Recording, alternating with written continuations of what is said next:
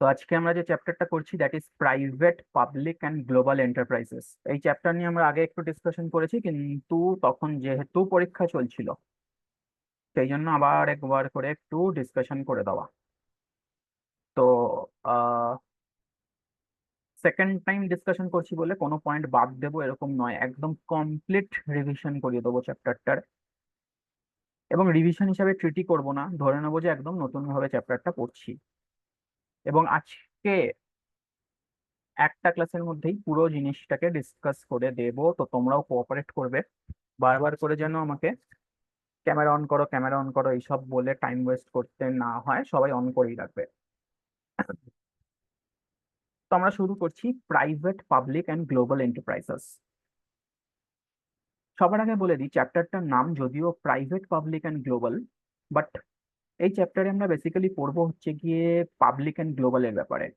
সব থেকে বেশি ওয়েটেজ কভার করবে পাবলিক। তো প্রাইভেট সেক্টরের ব্যাপারে না আমরা অলরেডি পড়ে নিয়েছি ফর্মস অফ বিজনেস অর্গানাইজেশন চ্যাপ্টারে, যেখানে আমরা পার্টনারশিপ পড়েছি, সোল প্রপ্রাইটারশিপ পড়েছি, কোম্পানিজ পড়েছি, এই মনে পড়ছে, কোঅপারেটিভ পড়েছি। এই চ্যাপ্টারে বেসিক্যালি আমরা পড়বো পাবলিক আর গ্লোবালের ব্যাপারে। সব থেকে বেশি ওয়েটেজ হচ্ছে এই চ্যাপ্টারে পাবলিকের উপরে, অর্থাৎ পাবলিক এন্টারপ্রাইজেস। তো শুরু করছি এক এক করে টপিক ডিসকাস করা।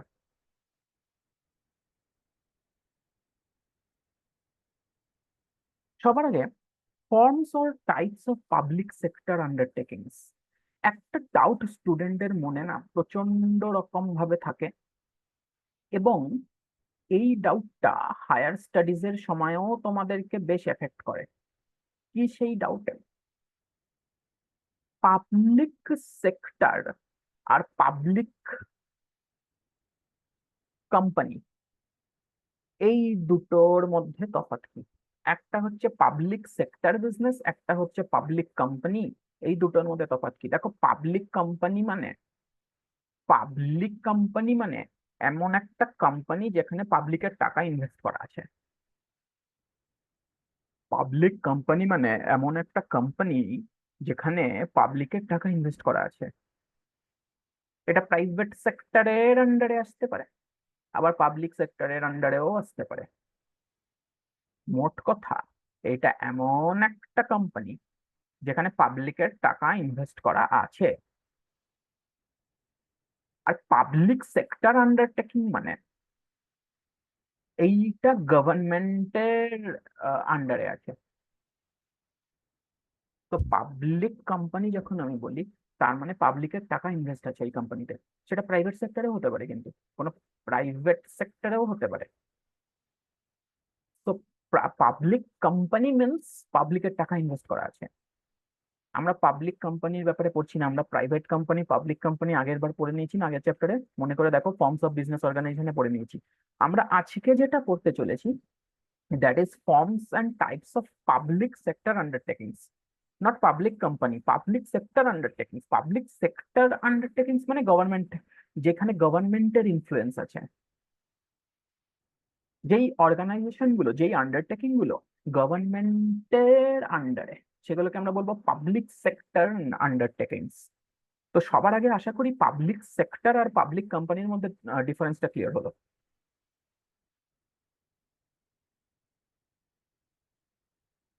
তো পাবলিক সেক্টর আন্ডারটেকিংস কত ধরনের হয়? প্রথম, departmental undertakings. Next, public corporation or statutory corporation. And number three, government company. তো পাবলিক সেক্টর আন্ডারটেকিংস তিন ধরনের হতে পারে: departmental undertaking, public corporation or statutory corporation, and government company. Again, government কোম্পানিকে পাবলিক কোম্পানির সাথে কিন্তু কনফিউজ করবে না। পাবলিক কোম্পানি মানে কিন্তু যেখানে পাবলিকের টাকা ইনভেস্ট করা আছে, ব্যাস। গভর্নমেন্ট গভর্নমেন্টের আন্ডারে সেই কোম্পানি যে হতে হবে তার কোনো মানে নেই। পাবলিক সেক্টর মানে পাবলিকের টাকা ইনভেস্ট, ঠিক আছে? তো public company and government company should not be confused. So public sector undertaking এর মধ্যে তিনটে আছে, একটা হচ্ছে ডিপার্টমেন্টাল আন্ডারটেকিং, একটা হচ্ছে পাবলিক কর্পোরেশন আর স্ট্যাটুটরি কর্পোরেশন, একটা হচ্ছে ডিপার্টমেন্ট, একটা হচ্ছে গভর্নমেন্ট কোম্পানি। তো আমরা এক এক করে এই তিনটের ব্যাপারেই একটু একটু করে শিখে নেব। তো সবাই রেডি তো? সবার আগে আমরা স্টার্ট করব ডিপার্টমেন্টাল আন্ডারটেকিংস বা ডিপার্টমেন্টাল অর্গানাইজেশনস নিয়ে একটু আলোচনা করা। ডিপার্টমেন্টাল আন্ডারটেকিংস, সবাই মন দিয়ে শোনো, বেশ ভালো লাগবে। ডিপার্টমেন্টাল আন্ডারটেকিংস এর মানে হলো, দেখো ব্যাপারটা এরকম, গভর্নমেন্টের প্রচুর কাজকর্ম সামলাতে হয়, সব কাজ তো একা মোদিজি সামলাতে পারবে না। সেই জন্য কাজটাকে ছোট ছোট ছোট ছোট করে অনেকের মধ্যে ডিভাইড করে দেওয়া হয়, অনেকগুলো মিনিস্ট্রিজ ফর্ম করা হয়। তোমরা নিশ্চয়ই শুনেছো defence ministry, railway ministry, home ministry, শুনেছো তো? এই নামগুলো শুনেছো তো? বলো না, একটু নামগুলো শোনা শোনা লাগছে তো? Very good. এই এক একটা মিনিস্ট্রি হলো এক একটা ডিপার্টমেন্ট, অর্থাৎ departmental undertakings refers to the departments or ministries of government. এই বিজনেসগুলো একটা গভর্নমেন্ট মিনিস্ট্রির আন্ডারে চলে। যেরকম এক্সাম্পল হচ্ছে ministry of railways, defence, home affairs, external affairs, etcetera etcetera. এই যে railway, railways is a departmental organization. It is under the Ministry of Railways. Ministry of Railways, এই ministry মানে কি? এটা হচ্ছে গভর্নমেন্টের একটা ডিপার্টমেন্ট যেটা রেলওয়ে জিনিসটাকে দেখাশোনা করে। একজন মিনিস্টার থাকে, সে এই মিনিস্ট্রির হেডে বসে থাকে। Similarly ministry of defence, ministry of home affairs, ministry of external affairs, ministry of finance, ministry of corporate affairs. তো ডিপার্টমেন্টাল অর্গানাইজেশন মানে যেটা যেটা গভর্নমেন্টের একটা মিনিস্ট্রি বা ডিপার্টমেন্ট হিসাবে কাজ করে, এর কোনো সেপারেট এক্সিস্টেন্স নেই, it's a part of government only. Departmental organisation অর্থাৎ যেটাকে আমরা একটা গভর্নমেন্টের মিনিস্ট্রিও বলতে পারি, সেটার কিছু ফিচার্স এবার আমরা পড়ে নেব। সবার আগে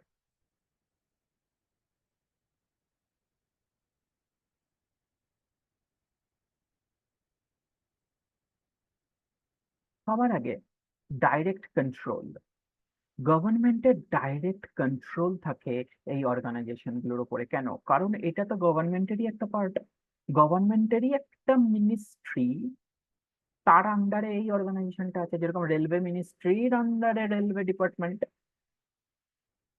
যেরকম ডিফেন্স মিনিস্ট্রির আন্ডারে ডিফেন্স ডিপার্টমেন্ট। তো এটা একদম ডাইরেক্ট গভর্নমেন্ট কন্ট্রোলে থাকে। It is under the control of a particular ministry of government. Ministry মানে গভর্নমেন্টেরই একটা পার্ট বা গভর্নমেন্টেরই একটা ডিপার্টমেন্ট বলতে পারো। সেই জন্যই এটাকে ডিপার্টমেন্টাল অর্গানাইজেশন বলা হয়, কারণ it functions as a department of the government. Next, no separate entity.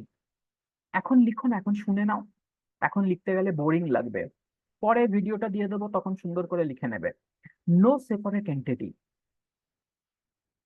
they do not have any separate entity, they are part of government only. আমি একটুতেই বললাম ডিপার্টমেন্টাল অর্গানাইজেশনের কোনো সেপারেট এন্টিটি, কোনো সেপারেট এক্সিস্টেন্স নেই, দে আর part of government only.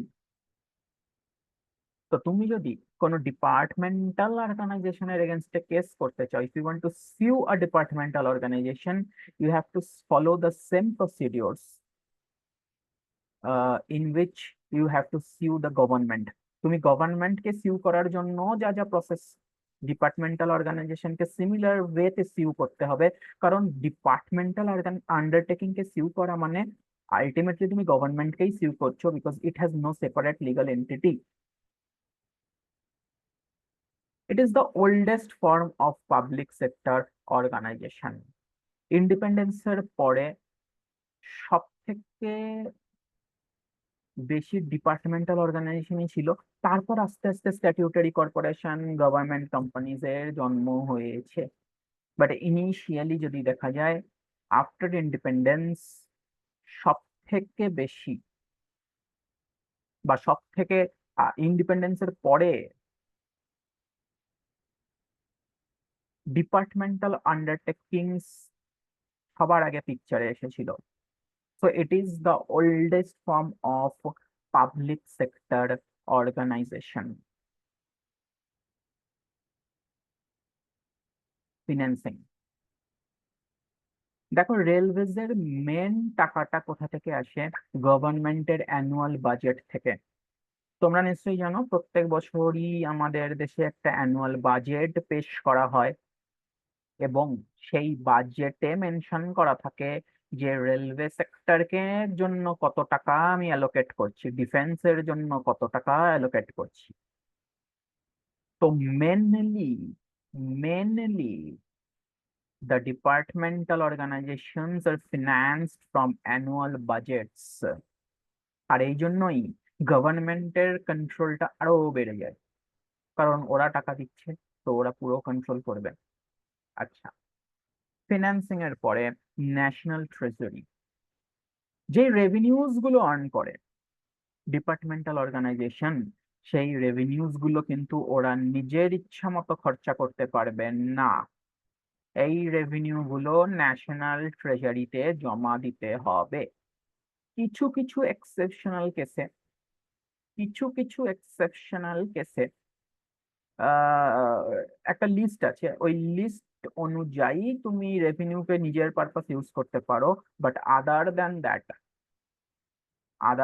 That তোমাকে সব revenue timely বেসিসে গভর্নমেন্টের অ্যাকাউন্টে জমা করে দিতে হবে। তো revenues are deposited into national treasury.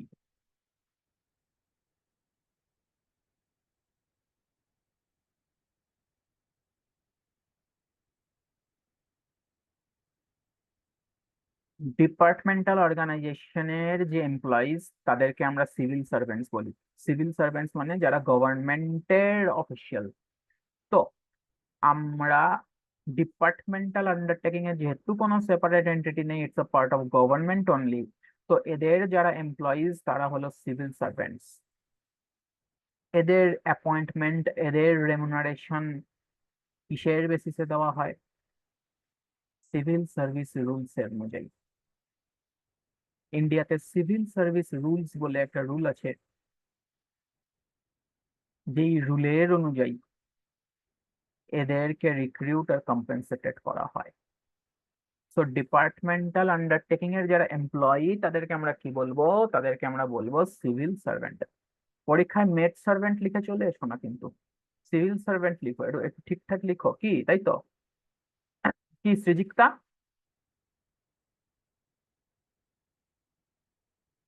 হ্যাঁ, সৌজন্য বলছে স্যার মেড সার্ভেন্ট লিখবো, নালায়ক সৌজন্য। তো আমরা যেটা পড়লাম এখন সেটা হলো ফিচার্স অফ ডিপার্টমেন্টাল আন্ডারটেকিং। একটু বলো, কারোর কোনো ডাউট আছে? কারোর কোনো ডাউট আছে? ফটাফট ফটাফট ক্লিয়ার লিখে দাও, সি লিখে দাও। জুদাজিৎ, রূপসা, সৌজন্য, কৌস্তব, অভ্রজ্যোতি, তাড়াতাড়ি ক্লিয়ার লিখে দাও। হ্যাঁ, সৌভিক, অদৃশ, ঐশী, সূর্যোদয়, Rishit.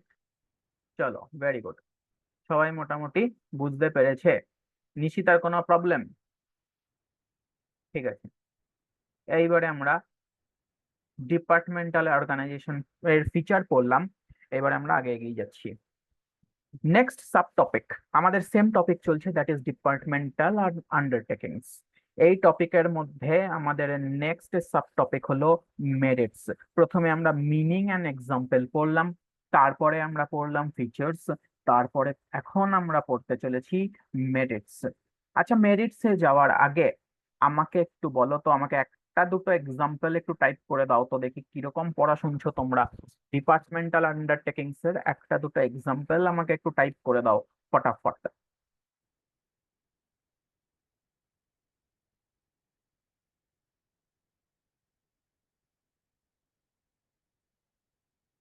Ministry of defence, ministry of railways, very good. Telegraph,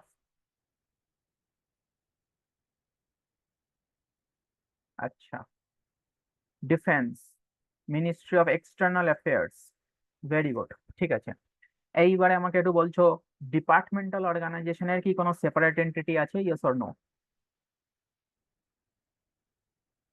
very good, departmental অর্গানাইজেশনের কোনো সেপারেট এন্টিটি নেই। ডিপার্টমেন্টাল অর্গানাইজেশনের কোনো সেপারেট এন্টিটি নেই। আচ্ছা, আহ ডিপার্টমেন্টাল আন্ডারটেকিংস এর মেন সোর্স অফ ফিনান্স কি?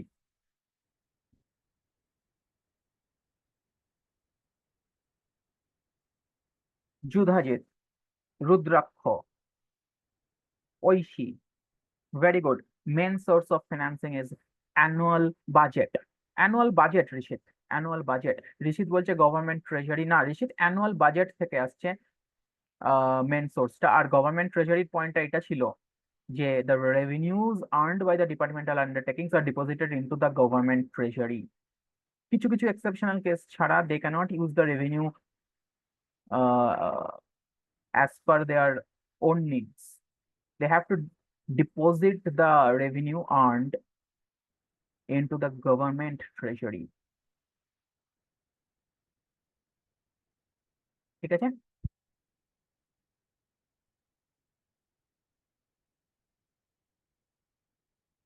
নেক্সট।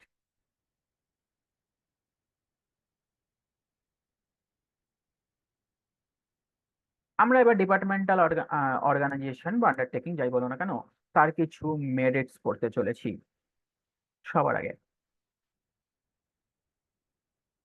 Easy formation. কি বলছে? যে ডিপার্টমেন্টাল অর্গানাইজেশন বানানোর জন্য কোনো সেপারেট রেজিস্ট্রেশন করা ম্যান্ডেটরি নয়। তোমরা নিশ্চয়ই জানো অনেক বিজনেস এমন আছে যার জন্য সেপারেট রেজিস্ট্রেশন করতে হয়। আরে বাবা, কোম্পানিজ, কোম্পানিজ অ্যাক্টের আন্ডারে রেজিস্ট্রেশন করতে হয়। কোঅপারেটিভ সোসাইটিজ অ্যাক্টের আন্ডারে রেজিস্ট্রেশন করতে হয় কোঅপারেটিভ সোসাইটিদের। বাট ডিপার্টমেন্টাল আন্ডারটেকিং এর কোনো আলাদা রেজিস্ট্রেশন কম্পালসারি নয়। এটা তো গভর্নমেন্টের পার্ট, গভর্নমেন্ট চাইলেই একটা ডিপার্টমেন্ট ফ্লোট করতে পারে। So it is easy to form. Effective control, দেখো এখানে গভর্নমেন্টের ডাইরেক্ট কন্ট্রোল আছে, একদম ডাইরেক্ট কন্ট্রোল, কারণ এটা গভর্নমেন্টের একটা মিনিস্ট্রির আন্ডারেই আছে। তো গভর্নমেন্ট না চাইলে এখানে কিছুই হবে না, কারণ গভর্নমেন্টের একটা মিনিস্ট্রির আন্ডারেই এই ডিপার্টমেন্ট। এবং সেই মিনিস্ট্রির হেডে কে বসে আছে? একজন মিনিস্টার বসে আছে রুলিং পার্টির। তো গভর্নমেন্ট না চাইলে কোনো কিছুই হবে না। ধরো নতুন রেলওয়ে লাইন্স কিছু আহ মানে নতুন রেলওয়ে লাইন্স বানাতে চাইছে, তো এর জন্য মিনিস্টারের অ্যাপ্রুভাল লাগবে।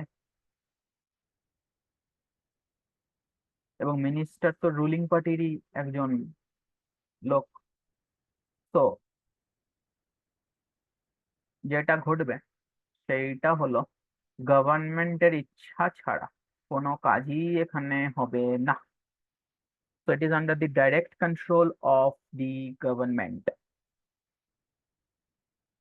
Effective utilization of resources.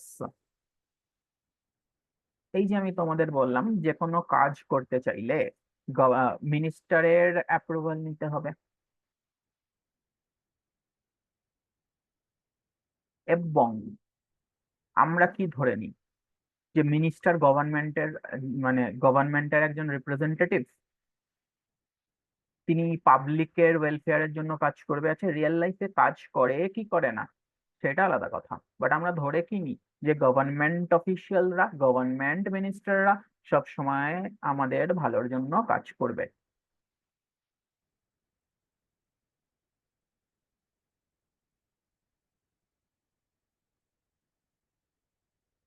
আচ্ছা, একটু পয়েন্টের নাম্বারিং গুলো এদিক ওদিক হয়েছে, ঠিক আছে, কোনো অসুবিধা নেই, একটু তোমরা দেখে নেবে।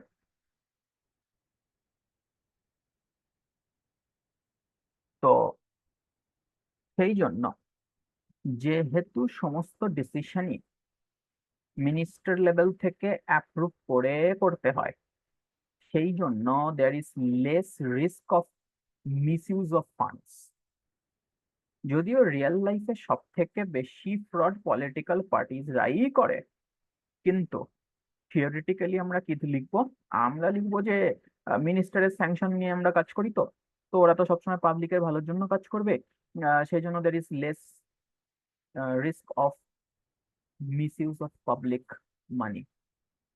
আর শুধু তাই নয়, শুধু মিনিস্টারের অ্যাপ্রুভাল লাগবেই নয়, ডিপার্টমেন্টাল অর্গানাইজেশনের অডিটও হয়। অডিট মানে এরা ঠিক করে কাজ করছে কিনা সেগুলোর এক্সামিনেশন হয়, এবং সেগুলো পার্লামেন্টে ডিসকাস করে। সো যদি তুমি বেশি ঘপলাবাজি করতে যাও, তাহলে কিন্তু অপোজিশন পার্টি পার্লামেন্টে ঝড় তুলে দেবে। তো এই সবকিছু মিলিয়ে আমরা বলতেই পারি যে এফেক্টিভ ইউটিলাইজেশন অফ রিসোর্সেস হয়, কারণ মিনিস্টার লেভেলের স্যাংশন চাই এবং অডিট কন্ট্রোল আছে। তো পাবলিক মানি মিসইউজ হওয়ার চান্সটা কম। আরে এরা ফিনান্স হচ্ছে কোথা থেকে? অ্যানুয়াল বাজেট থেকে। অর্থাৎ গভর্নমেন্ট এদের পয়সা দিচ্ছে, গভর্নমেন্টের পয়সাটা আসছে কোথা থেকে? আমাদের থেকে। তো এখানে পাবলিক মানি ইনভলভ, আমাদের টাকাই এইসব অর্গানাইজেশনে যাচ্ছে, তো সেগুলো মিস ইউজ হলে তো খুব বড্ড বাজে ব্যাপার। তো মেরিটস এর আন্ডারে আমরা লিখবো risk of misuse of public money is low, কারণ মিনিস্টার লেভেলের স্যাংশন চাই, তাছাড়াও অডিট হয় এই অর্গানাইজেশন গুলোর। এত অব্দি কারোর কোনো প্রবলেম? আদারওয়াইজ একটু সি লিখে দিচ্ছ।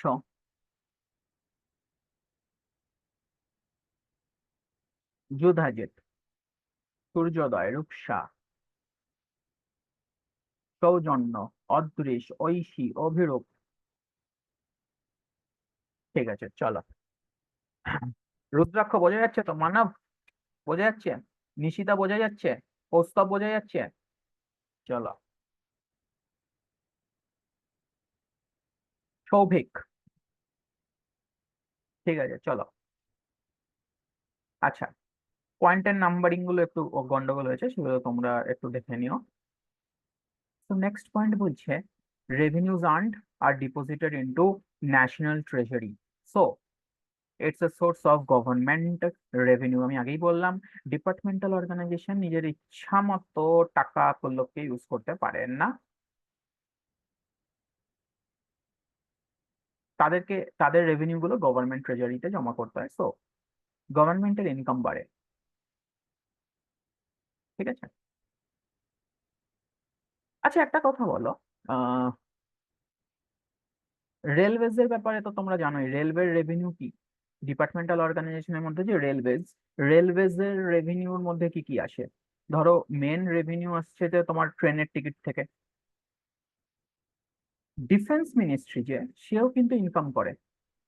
ডিফেন্স মিনিস্ট্রি, আমরা তো এটা জানি, হিউজ এক্সপেন্ডিচার হয় ডিফেন্সে, তো একটা বিশাল খরচা, কিন্তু ডিফেন্স মিনিস্ট্রিও কিন্তু রেভিনিউ আর্ন করে।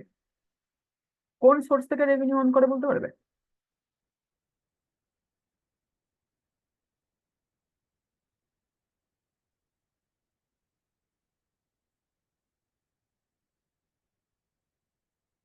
মেন সোর্স হচ্ছে এক্সপোর্ট অফ, হ্যাঁ, very good Abhirup, very good.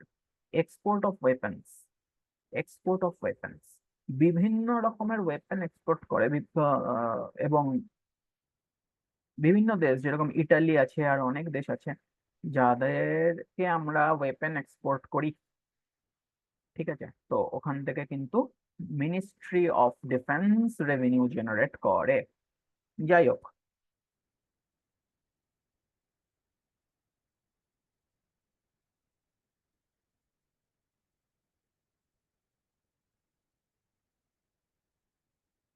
Next point হচ্ছে সিক্রেসি। দেখো, যেহেতু এটা গভর্নমেন্টের ডাইরেক্ট কন্ট্রোলে আছে, সেই জন্য সিক্রেসি মেনটেন করা is very very easy as compare to the other forms of organisation.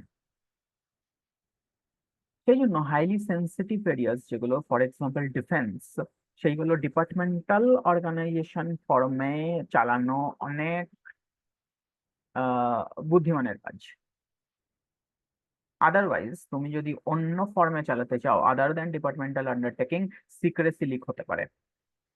তো ডিপার্টমেন্টাল অর্গানাইজেশন যেহেতু এটা গভর্নমেন্টের একদম ডাইরেক্ট কন্ট্রোলে আছে, তো এইগুলোকে অ্যাক্টিভিটিস গুলোকে সিক্রেট রাখা পসিবল।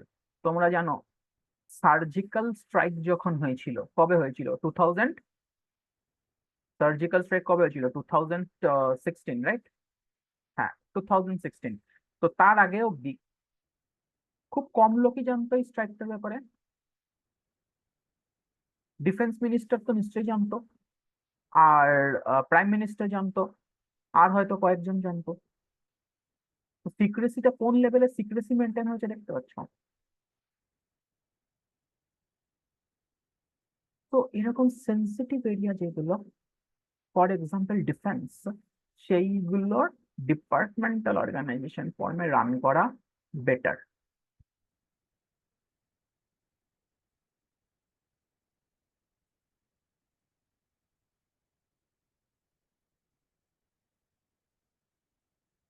আচ্ছা, আরেকটা পয়েন্ট ছিল পাবলিক অ্যাকাউন্টেবিলিটি। পয়েন্টটা শো করছে না কেন জানি না। Public accountability.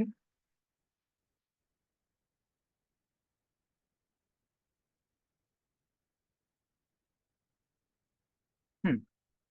কোনো কারণে ওই ডিসপ্লেটা চলে যাচ্ছে, যাই হোক আমি ওটা পরে ঠিক করে দেবো যখন ভিডিওটা দেবো। পাবলিক অ্যাকাউন্টেবিলিটি মানে যেহেতু ডিপার্টমেন্টাল আর আন্ডারটেকিংস এর যা যা কাজকর্ম সেগুলো পার্লামেন্টে ডিসকাস হয়, অপোজিশন ক্রিটিসাইজ করতে পারে যদি কোনো গন্ডগোল করো। So there is public accountability. অর্থাৎ তুমি নিজের ইচ্ছা মতো যা ইচ্ছা করে যাচ্ছ সেরকম করতে পারবে না, বিকজ আদারওয়াইজ পার্লামেন্টে ঝড় উঠবে। তো these are the merits of departmental undertakings. Last বক্সটা একটু ডিসঅ্যাপিয়ার হয়ে যাচ্ছে, ওটা মনে হয় সেটিংসে কিছু হয়েছে, আমি দেখে নেবো। হ্যাঁ, তো these are the merits of departmental undertakings. কারোর কোনো অসুবিধা? তাহলে আমরা কি কি পড়লাম? ইজি টু ফর্ম, কেন? কারণ নো রেজিস্ট্রেশন ইজ কম্পালসারি। তারপরে আমরা পড়লাম এফেক্টিভ কন্ট্রোল, কেন? কারণ ডাইরেক্ট অ্যান্ড সেন্ট্রালাইজড। তারপরে effective utilization of resources, why it is possible, কারণ যে কোনো কাজ করতে চাইছো মিনিস্টারের স্যাংশন চাই, তাছাড়াও অডিট হবে। গভর্নমেন্টের রেভিনিউ বাড়বে কারণ সব রেভিনিউ গুলো গভর্নমেন্ট ট্রেজারিতেই জমা পড়ে। সিক্রেসি মেনটেন করা পসিবল। আর লাস্ট একটা পয়েন্ট আছে, that is public accountability, because the activities of departmental organization are subject to criticism in the parliament.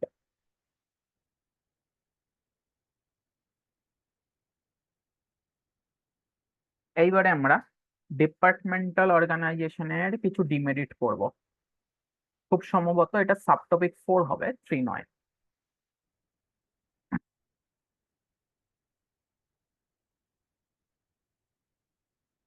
তো মেরিটস যে আমরা পড়লাম, সেই মেরিটস নিয়ে কারোর কোনো সমস্যা?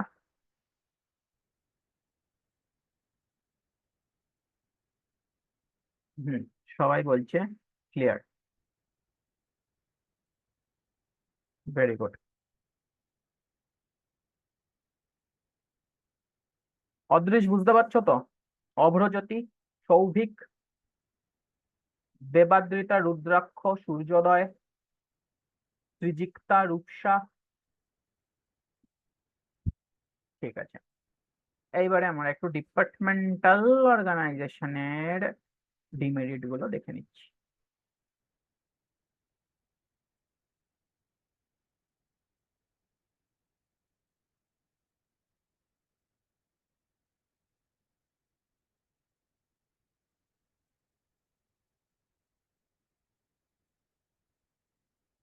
এক সেকেন্ড দাঁড়াও একটু।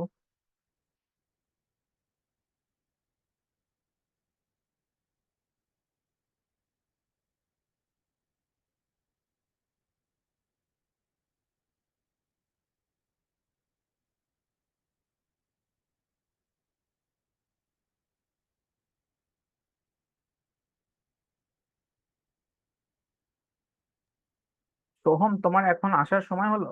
সোহম। হ্যাঁ, হ্যালো স্যার। অ্যাকচুয়ালি স্যার আমি বাইরে ছিলাম স্যার, এক্ষুনি ঢুকেছি একটু আগে স্যার, 15 মিনিট আগে। তো তখন স্যার আমি মায়ের মোবাইলে চার্জ ছিল সোহম। না স্যার, মায়ের মোবাইল একটু সামান্য চার্জ করে স্যার ইয়ে করেছি স্যার।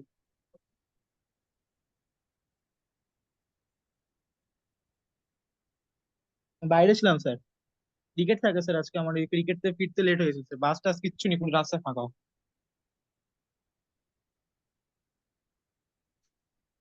নালায়ক। স্যার আমার কি দোষ স্যার এর মধ্যে এবার?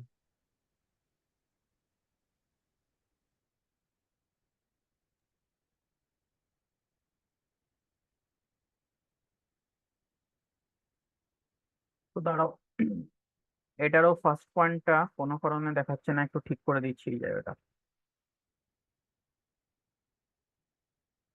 সোহম। ও সোহম। হ্যাঁ স্যার, হ্যাঁ স্যার বলুন। হ্যালো, হ্যালো,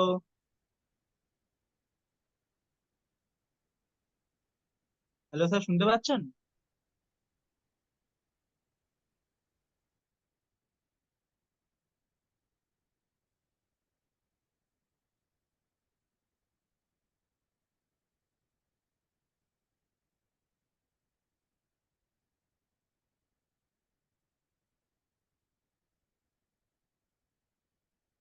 আচ্ছা, তোমরা এর আগে একটা জিনিস যেটা দেখতে পারোনি, ওটা আমি একটু দেখিয়ে দিচ্ছি, দাঁড়াও। কোথায় গেল?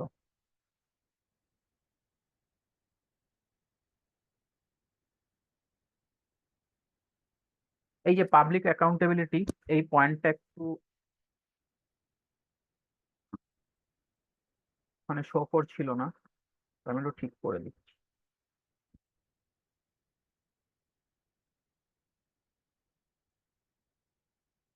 চলো।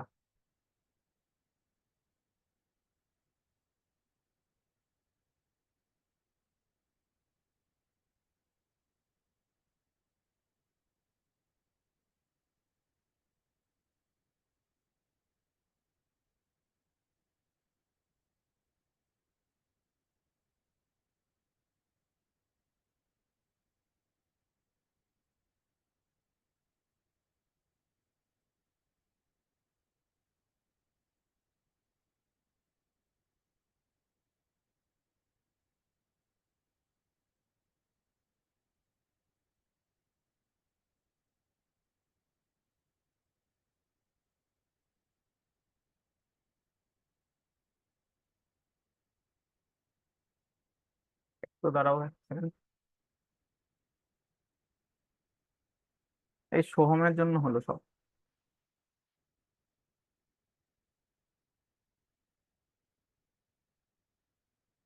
ঠিক আছে।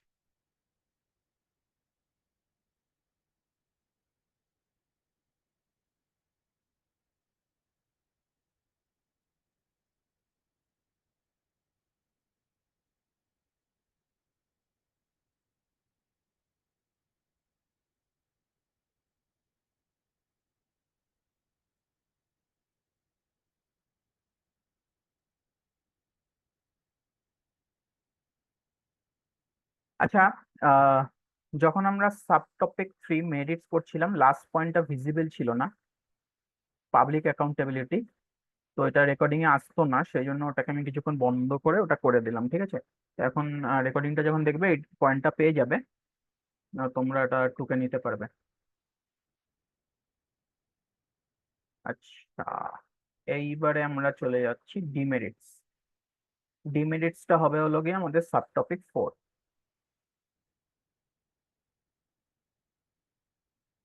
এটা 3 হবে না, 4 হবে।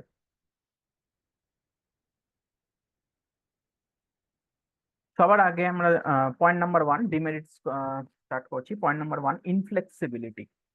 ইনফ্লেক্সিবিলিটি মানে এই যে বললাম, স্ট্রিক্ট মিনিস্টেরিয়াল কন্ট্রোলের আন্ডারে কাজ করে।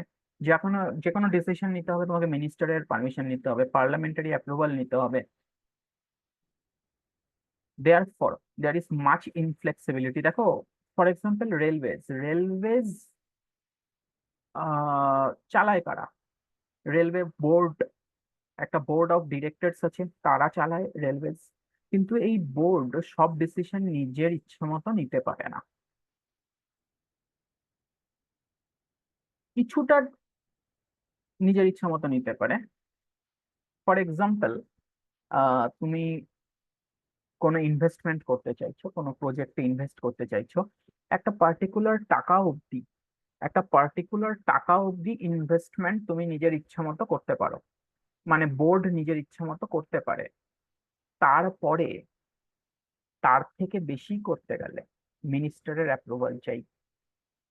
দেয়ারফর দেয়ার ইজ ইনফ্লেক্সিবিলিটি, নিজের ইচ্ছা মতো কাজ করতে পারবে না গভর্নমেন্ট, তার ইনফ্লুয়েন্স ছাড়া, তার পারমিশন ছাড়া তুমি সব কাজ করতে পারবে না।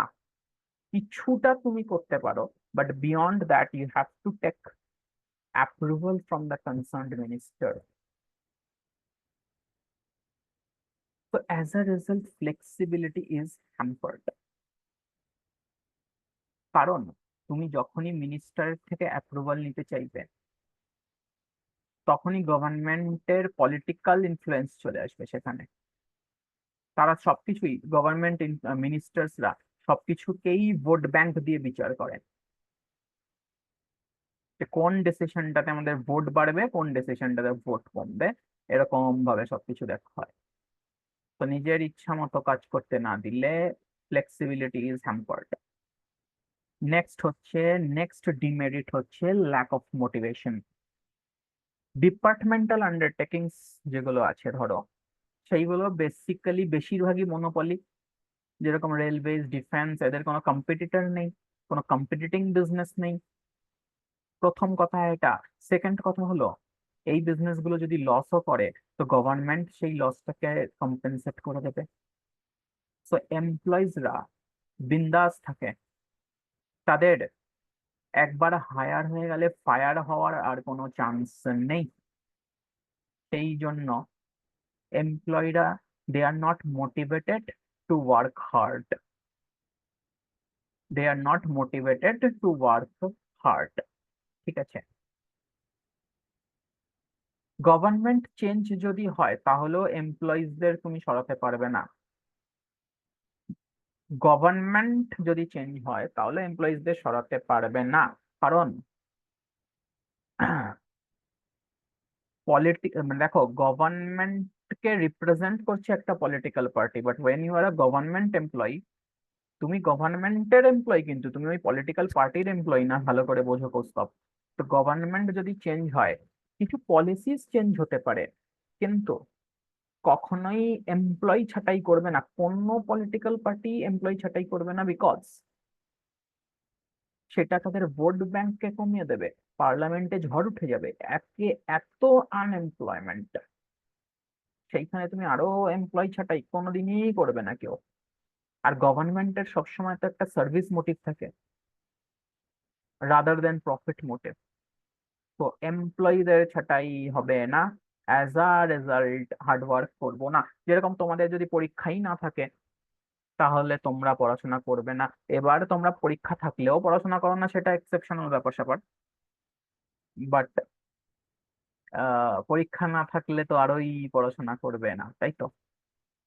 তো ডিমেরিটস এর মধ্যে সবার আগে ইনফ্লেক্সিবিলিটি, তারপর ল্যাক অফ মোটিভেশন, তারপরে হচ্ছে lack of financial autonomy. Autonomy কথাটার মানে হচ্ছে ফ্রিডম। ফিনান্সিয়াল অটোনমি একদমই নেই ডিপার্টমেন্টাল আন্ডারটেকিং এর। কেন?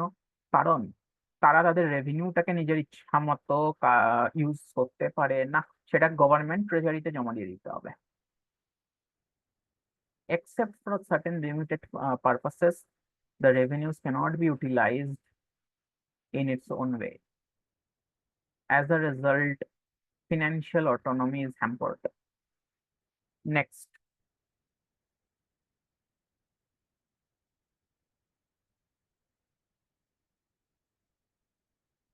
inefficient management.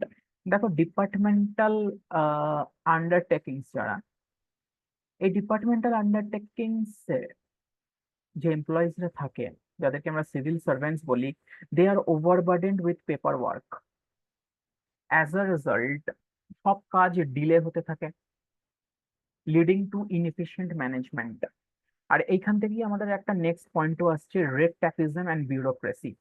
এই যে আমি বললাম যে প্রচুর পেপার ওয়ার্ক থাকে, পাওয়ারটা না ডিসেন্ট্রালাইজড নয়, একদম টপ লেভেলের কাছে সব পাওয়ারটা থাকে। লোয়ার লেভেল এমপ্লয়িজদের কাজ কি, পেপার ওয়ার্ক করে সেই পেপারটা এবার একজন আরেকজনের বসের কাছে পাঠাচ্ছে, এইভাবে সে আবার তার বসের কাছে পাঠাচ্ছে, এইভাবে একটা একটা একটা একটা করে স্টেপ যেতে যেতে যেতে যেতে ফাইনালি একদম ফাইনালি যে হেড তার কাছে গিয়ে জিনিসটা অ্যাপ্রুভ হয়। একটা একটা করে স্টেপ যেতে যেতে যেতে যেতে অনেক টাইম লেগে যায়। অ্যাজ আ রেজাল্ট এটাকে আমরা বলি রেট ট্যাপিজম, ডিলে ইন ওয়ার্ক। তো গভর্নমেন্টাল অর্গানাইজেশনে যে হায়ারার্কি ফলো করা হয়, যে একজনের নিচে আরেকজন, আরেকজনের নিচে আরেকজন, এবং আলটিমেট পাওয়ারটা একদম টপ লেভেলের কাছে আছে, লোয়ার লেভেলের কাছে কিছুই পাওয়ার নেই। তাদের কাজ জাস্ট ফাইলটাকে সই করে ওপরে দিয়ে দেওয়া। যতক্ষণ না একদম একটা একটা করে স্টেপ ওপরে যেতে যেতে যেতে যেতে একদম ওপরে গিয়ে যতক্ষণ সই না হয়ে আসবে, ততক্ষণ ফাইনালি অ্যাপ্রুভ হবে না। লোয়ার লেভেলদের কাছে সেই পাওয়ারটা নেই। অ্যাজ আ রেজাল্ট সব কাজ করতে অনেক দেরি হয়ে যায়। তো একটা হচ্ছে ইনএফিশিয়েন্ট ম্যানেজমেন্ট, কারণ টু মাচ পেপার ওয়ার্ক। আর এত পেপার ওয়ার্ক আর এই যে হায়ারার্কিটা আমরা ফলো করি, যে সব পাওয়ারটা টপ লেভেলের কাছে, অ্যাজ আ রেজাল্ট কি হয়, পেপার একটা লেভেল থেকে আরেকটা লেভেলে যাচ্ছে, একটা টেবিল থেকে আরেকটা টেবিলে যাচ্ছে। তো একটা কাজ করতে গিয়ে কতদিন যে ঘুরতে হবে কোনো গ্যারান্টি নেই। এটাকে আমরা বলি রেড ট্যাপিজম। শুধু তাই নয়, ইনএফিশিয়েন্ট ম্যানেজমেন্ট শুধুমাত্র পেপার ওয়ার্কের জন্য নয়। দেখো গভর্নমেন্ট আর ডিপার্টমেন্টাল অর্গানাইজেশনস এর রেমুনারেশনটা কম। তোমরা জানো আর্মিতে যারা কাজ করে তারা কত রেমুনারেশন পায়, অনেক কম পায় as compare to the service which they render. কারণ গভর্নমেন্টের লিমিটেড রিসোর্স আছে, গভর্নমেন্ট কতই বা দিতে পারে। দেয়ারফর এত লো রেমুনারেশনে হাইলি কোয়ালিফাইড পিপল পাওয়া ডিফিকাল্ট। আবার গভর্নমেন্ট ডিপার্টমেন্টে না খুব ফ্রিকোয়েন্টলি ট্রান্সফার হয়ে যায়, এই ডিপার্টমেন্ট থেকে ওই ডিপার্টমেন্ট, ওই ডিপার্টমেন্ট থেকে ওই ডিপার্টমেন্ট। তো একটা লোকের স্পেশালাইজ করতে টাইম লাগে না। তাকে যদি একটা ডিপার্টমেন্টে পাঠালে সে কাজ শিখতে শিখতেই তুমি আবার আরেকটা ডিপার্টমেন্টে পাঠিয়ে দিচ্ছ। তো এইসব বিভিন্ন কারণের জন্য ইনএফিশিয়েন্ট ম্যানেজমেন্ট। আর এত পেপার ওয়ার্ক, আর এই যে হায়ারার্কিয়াল স্ট্যাটাস, একদম টপ লেভেলে গিয়ে সবকিছু অ্যাপ্রুভ হবে, একটা থেকে একটা টেবিলে যাচ্ছে।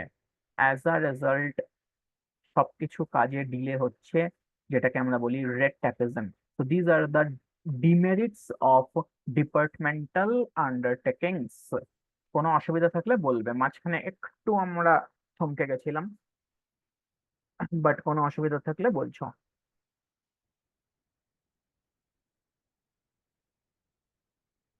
যুধাজিৎ বলছে ক্লিয়ার, সৌজন্য বলছে নো অসুবিধা। আর বাকিরা সৌজন্য তো বলেছে, ঐশী, রূপসা, রূপসা বলছে ক্লিয়ার, মানব, সৌভিক, রুদ্রাক্ষ, সোহম, সোহম নালায়েক, সূর্যোদয়,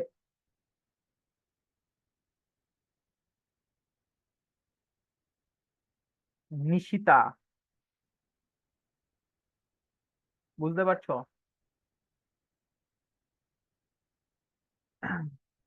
তো তোমাদের আমি ভিডিও দিয়ে দেবো, ওখান থেকে তোমরা যেটা করবে সেটা হলো পয়েন্ট গুলোকে লিখে নেবে। চলো, this completes topic number 2, that is departmental organization. এরপরে আমরা নেক্সট টপিকে যাচ্ছি।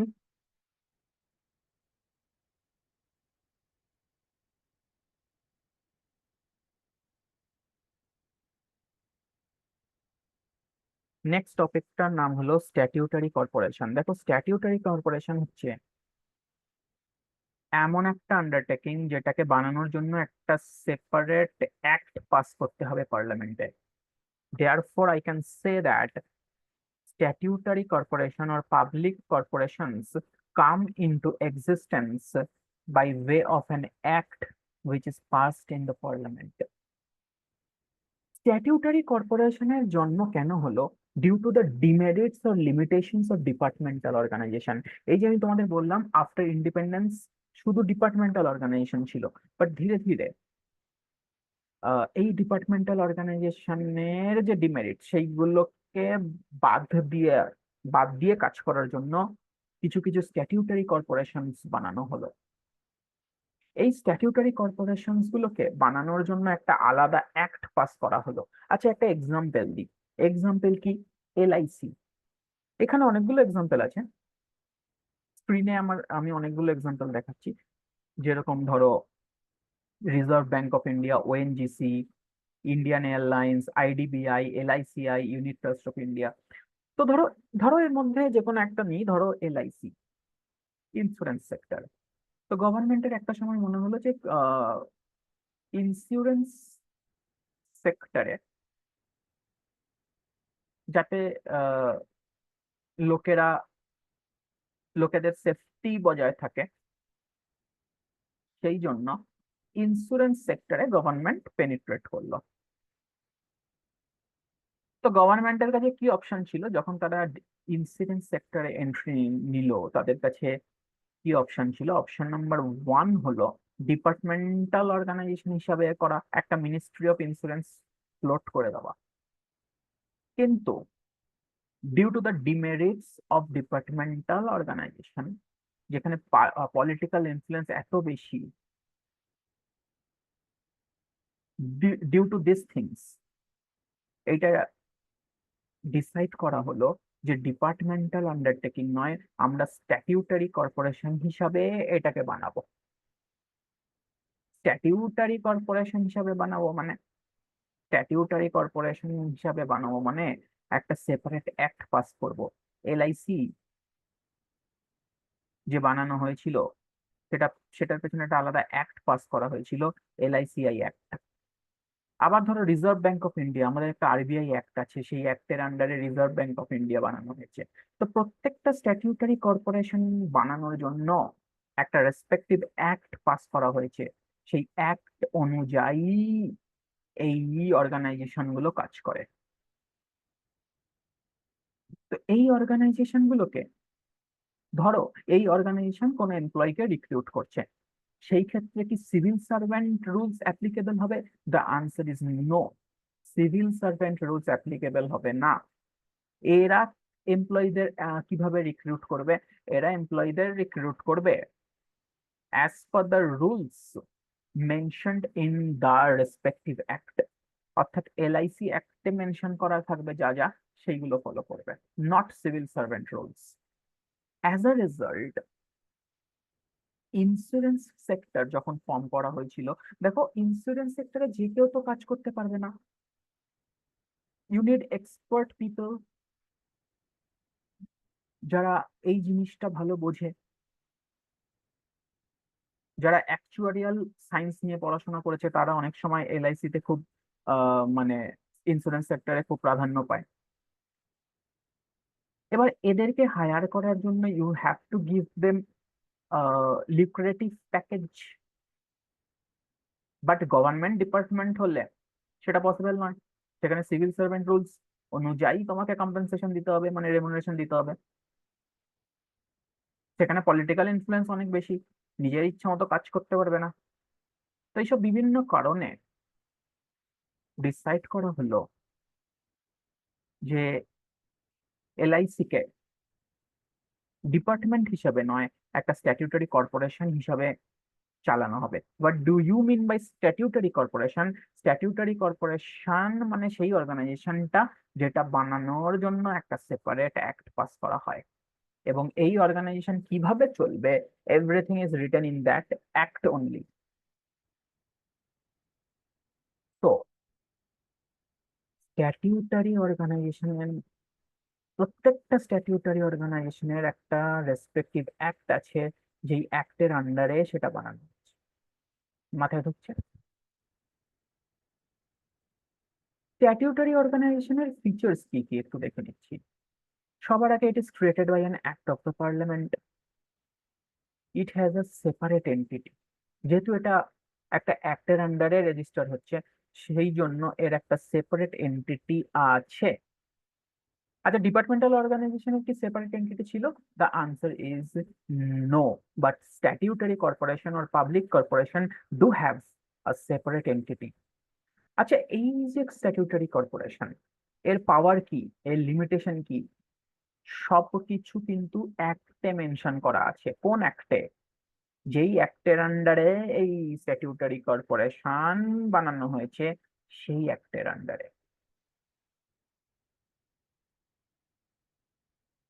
স্ট্যাটিউটারি কর্পোরেশন কারা চালায়? আমরা তো জানি ডিপার্টমেন্টাল অর্গানাইজেশন, গভর্নমেন্ট অফিসিয়ালস বা সিভিল সার্ভেন্টসরা চালায়, এবং এটার হেডে কে বসে থাকে? Concerned ministers. যেরকম রেলওয়ে মিনিস্টার, সে হচ্ছে একদম টপে বসে আছে। স্ট্যাটিউটারি কর্পোরেশনের টপে কে আছে? স্ট্যাটিউটারি কর্পোরেশনের টপে একটা বোর্ড অফ ডিরেক্টর আছে। এবং মজার কথা দেখো, এই বোর্ড অফ ডিরেক্টরস এই বোর্ড অফ ডিরেক্টরস কে কারা নমিনেট করে? গভর্নমেন্ট নমিনেট করে। দেয়ারফর আলটিমেটলি ডিমেরিটসে গিয়ে আমরা করব যে statutory corporation is not totally free from government interference, কারণ board of directors are being nominated by the government, so it's quite obvious that the board of directors will work as per the instructions of the government ministers.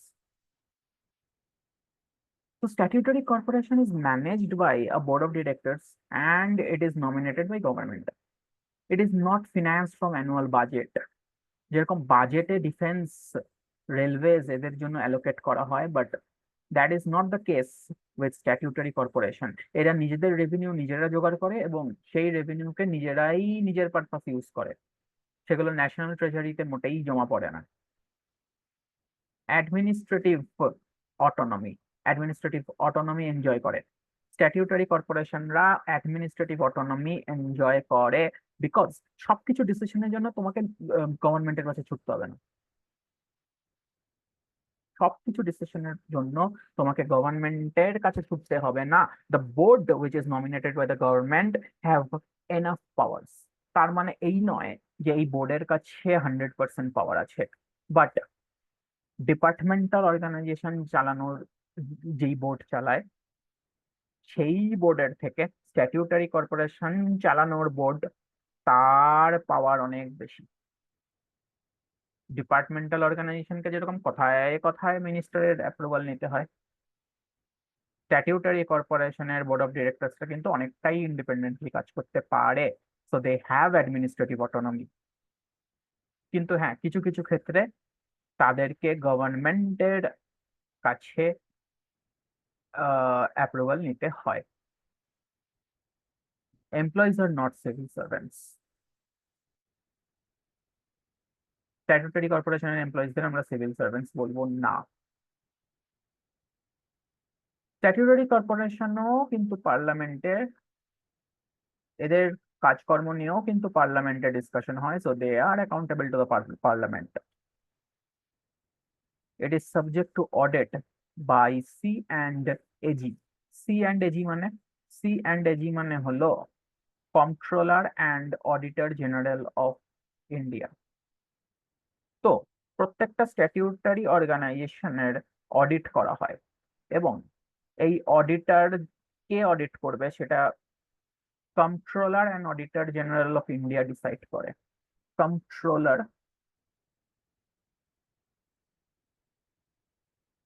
And auditor general of India.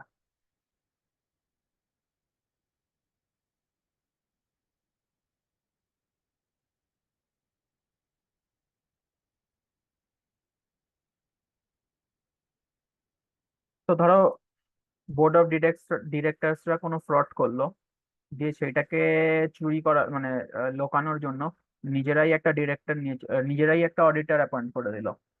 Under the table adjustment করবে না, auditor appoint করবে controller and auditor general of India. আর আমাদের দেশে এখনো কিছু কিছু লোক আছে যারা বিক্রি হয় না, এই কন্ট্রোলার অ্যান্ড অডিটর জেনারেল হচ্ছে তার মধ্যে একটা। SEBI, controller and auditor general of India, এদের মধ্যে করাপশনটা কম বলেই আমরা এখনো মানে বেঁচে আছি।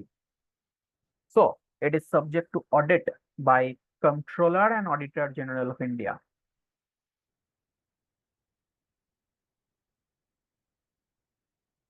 ফিচার্সে কারোর কোনো প্রবলেম আছে কিনা একটু বলছো, আদারওয়াইজ ক্লিয়ার বলে দিচ্ছ একটু।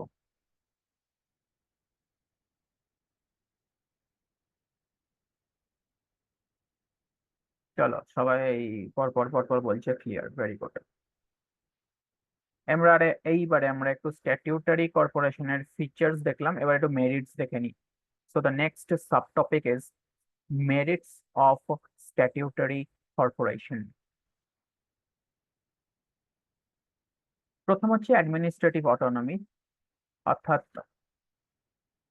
নিজের ইচ্ছা মতো পলিসি ফ্রেম করতে পারে। যেটা আমি একটু আগে বলছিলাম যে ডিপার্টমেন্টাল অর্গানাইজেশনের বোর্ড অফ ডিরেক্টর যারা, তাদের পাওয়ার অনেকটাই কম, but that is not the case with the board of director of statutory corporation. Statutory কর্পোরেশনের যে বোর্ড, তাদের পাওয়ার অনেকটাই বেশি। তো কথায় কথায় তাদের কাছে, গভর্নমেন্টের কাছে তাদের ছুটতে হয় না, they can they take their own decisions. But হ্যাঁ, 100% পাওয়ার তাদেরও নেই, বাট অনেকটাই পাওয়ার আছে, সাবস্টেনশিয়াল পাওয়ার আছে।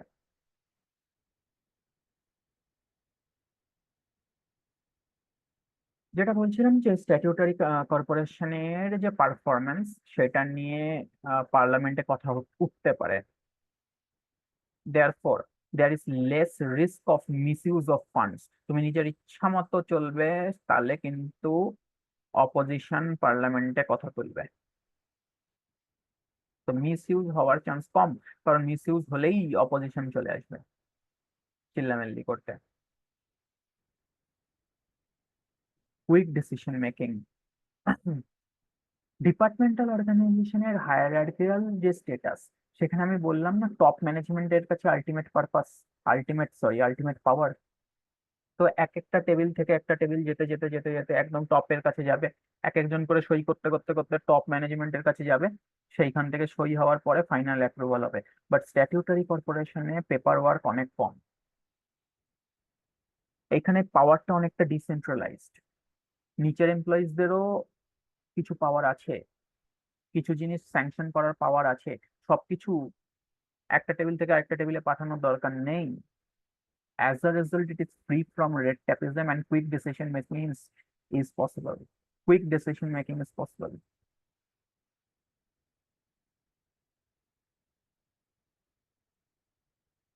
স্ট্যাটিউটারি কর্পোরেশন আলটিমেটলি যদি তুমি ভালো করে ভেবে দেখো, এইটা একটা স্পেশাল অ্যাক্ট অফ পার্লামেন্টে বানানো হচ্ছে। অর্থাৎ এই স্ট্যাটিউটারি কর্পোরেশন তৈরি হওয়ার পেছনে গভর্নমেন্টের যথেষ্ট ভূমিকা আছে, গভর্নমেন্ট না চাইলে অ্যাক্ট পাসই হবে না। এবং এই স্ট্যাটিউটারি কর্পোরেশন যে চালায়, সেই বোর্ড অফ ডিরেক্টরসটাও গভর্নমেন্টই নমিনেট করে। দেয়ারফর স্ট্যাটিউটারি কর্পোরেশনে কিন্তু গভর্নমেন্টের ইনফ্লুয়েন্স আছে। যতই আমরা বলি যে গভর্নমেন্ট ইনফ্লুয়েন্স নেই, গভর্নমেন্টের ইনফ্লুয়েন্স আছে। আর যেখানেই গভর্নমেন্টের ইনফ্লুয়েন্স, সেইখানেই সার্ভিস মোটিভ চলে আসে, প্রফিট মোটিভের থেকে বেশি করে চলে আসে সার্ভিস মোটিভ। কারণ গভর্নমেন্টের কাজই কি? লোককে, দেশবাসীকে সার্ভিস দেওয়া। এবং তার সাথে ভোট ব্যাংক কিন্তু একদম ওতপ্রোতভাবে জড়িত। যেখানেই কোনো গন্ডগোল হবে, সেই এফেক্টটা কিন্তু ভোটে গিয়ে পড়তে পারে। তো প্রত্যেকটা স্ট্যাটিউটারি কর্পোরেশনেরও একটা সার্ভিস মোটিভ আছে। এলআইসি যখন বানানো হয়েছিল, এলআইসির মোটিভ কি ছিল? যে গরিব লোককে সেফটি প্রোভাইড করা, তারা যাতে কম প্রিমিয়াম দিয়ে ইন্স্যুরেন্স পলিসি নিয়ে তাদের ফ্যামিলিকে সিকিউর করতে পারে। তো স্ট্যাটিউটারি কর্পোরেশনের, যেহেতু এটা পাবলিক সেক্টর, আলটিমেটলি এখানে গভর্নমেন্টেরই কন্ট্রোল আছে, যদিও কম as compare to departmental organization. But প্রত্যেকটা স্ট্যাটিউটারি কর্পোরেশন কিন্তু একটা সার্ভিস মোটিভ নিয়ে চলে, rather than profit motive. Professional efficiency,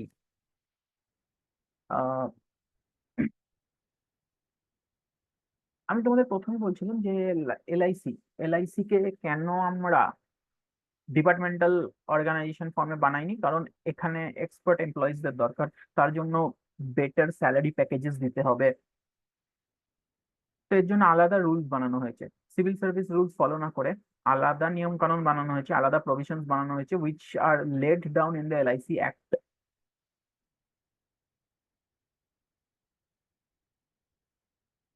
therefore তুমি যদি দেখো স্ট্যাটিউটারি কর্পোরেশনের এমপ্লয়িজদের তুমি আরো বেটার লিকুইডিটি প্যাকেজ অফার করতে পারবে। কারণ এলআইসি অ্যাক্ট যখন বানানো হয়েছিল সেটা মাথায় রেখেই বানানো হয়েছে, সেইখানে যে এমপ্লয়মেন্ট প্রভিশনস গুলো রাখা হয়েছে সেগুলো সেটা মাথায় রেখেই রাখা হয়েছে যে we need specialized people. So statutory corporations generally offer lucrative package as compared to departmental organizations, and therefore professional efficiency can be observed. তাছাড়াও এই যে বোর্ড অফ ডিরেক্টরস যেটা গভর্নমেন্ট নমিনেট করে, এই বোর্ডে কিন্তু আন্ডুপান্ডু লোক থাকে না, এক্সপার্ট লোকেরা থাকে। ইট consist of experts from different fields. Therefore, professional efficiency can be observed in statutory corporation. This completes the merits of statutory corporations. কোনো অসুবিধা? ফটাফট।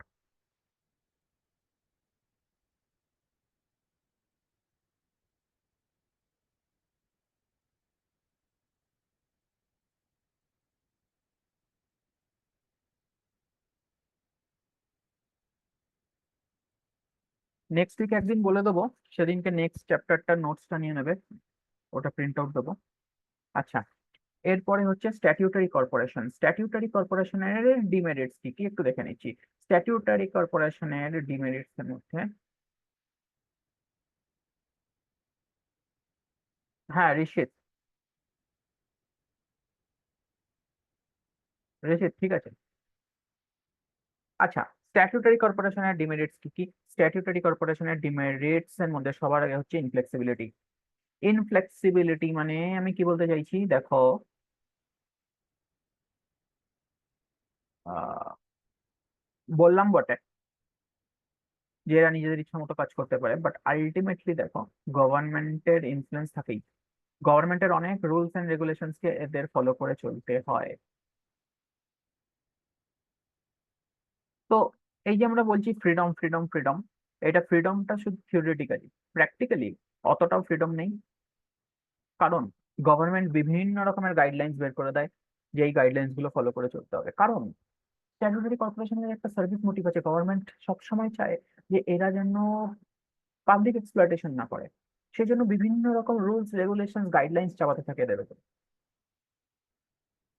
অ্যাজ আ রেজাল্ট এই যে অটোনমি অটোনমি বলছিলাম, সেই অটোনমিটা শুধুমাত্র পেপারেই, গভর্নমেন্ট ইন্টারফারেন্স কিন্তু থেকেই যায়। আরে বোর্ড অফ ডিরেক্টরসই তো গভর্নমেন্ট সিলেক্ট করছে না, তো অবভিয়াসলি তারা গভর্নমেন্টকে প্লিজ করার জন্যই কাজ করবে। তো গভর্নমেন্ট ইন্টারফারেন্স এখানে থেকেই যায়।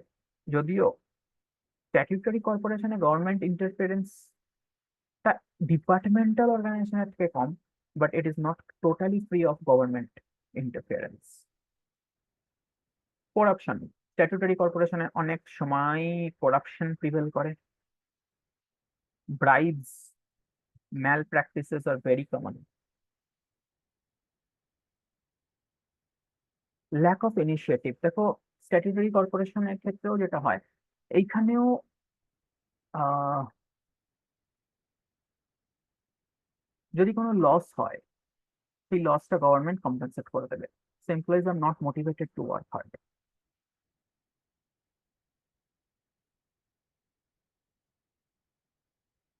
তো এটা তোমরা, আমি পয়েন্ট গুলো ডিসকাস করে দিলাম, তোমরা এনসিইআরটি থেকে পড়তে পারো, বা আমি আগের ক্লাসে বোধহয় লিখিয়েছিলাম যদি, তো ওখান থেকেও পড়তে পারো। তো দিস কমপ্লিটস স্ট্যাটিউটারি কর্পোরেশন। তাহলে স্ট্যাটিউটারি কর্পোরেশন মাথায় রাখতে হবে, it is created by an act of the parliament. It is created by an act of the parliament.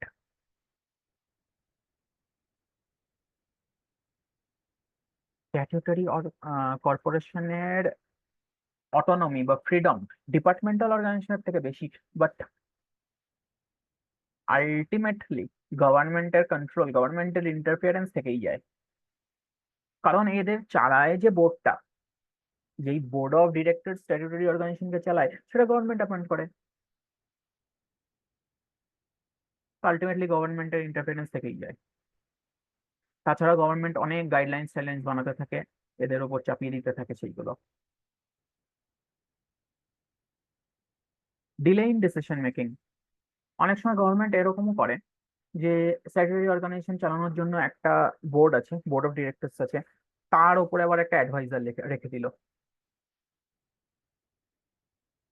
Board of directors কে বললো যে তুমি এদের থেকে অ্যাডভাইস নিয়ে কাজ করবে। তো কখনো কখনো এমনও হয়, মানে যে কোনো ডিসিশন নিতে গেলে অ্যাডভাইজারের থেকে একবার সেটাকে চেক করে নিতে হয়। এবার ধরো কোনো সময় ক্ল্যাশ হচ্ছে, অ্যাডভাইজার একটা কথা বলছে, বোর্ড অফ ডিরেক্টর একটা কথা বলছে, তখন ডিসিশন মেকিং এ ডিলে হয়। কারণ তখন ম্যাটারটা গভর্নমেন্টের কাছে রেফার হয় যে আমাদের মধ্যে ক্ল্যাশ হচ্ছে, আপনি দেখেন, এবারে তুমি দেখে নাও। As a result there is delay in decision making. তো গভর্নমেন্ট অনেক সময় কি করে, বোর্ডের উপরে আবার একটা অ্যাডভাইজার চাপিয়ে দেয়। এবারে যত বেশি লক তত বেশি ঝামেলা। ওই বাংলায় একটা কথা আছে না, ইংলিশে আছে too many cooks spoil the broth, বাংলায় কি বলে, অধিক সন্ন্যাসীতে গাজন নষ্ট, সেরকম ব্যাপারটা। তো ultimately there is delay in decision making. বোঝা যাচ্ছে? আচ্ছা, এরপরে আমরা পড়ছি গভর্নমেন্ট কোম্পানিজ। আমরা এখন অব্দি কি কি পড়েছি? সবার আগে পড়লাম ডিপার্টমেন্টাল অর্গানাইজেশন, তারপরে পড়লাম স্ট্যাটিউটারি কর্পোরেশন। আচ্ছা, স্ট্যাটিউটারি কর্পোরেশনের যে এমপ্লয়িজ তাদেরকে কি আমরা সিভিল সার্ভেন্টস বলতে পারি?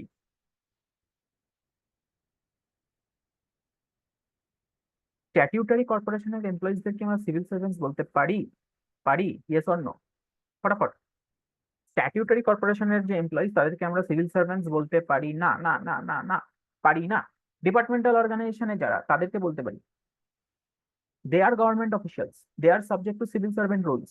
বাট স্ট্যাটিউটারি কর্পোরেশনের যারা এমপ্লয়িজ, তাদেরকে কিন্তু আমরা সিভিল সার্ভেন্টস বলতে পারি না। They are not subject to civil servant rules, they are subject to the rules, or they are subject to the provisions laid down in the act under which the statutory corporation is made.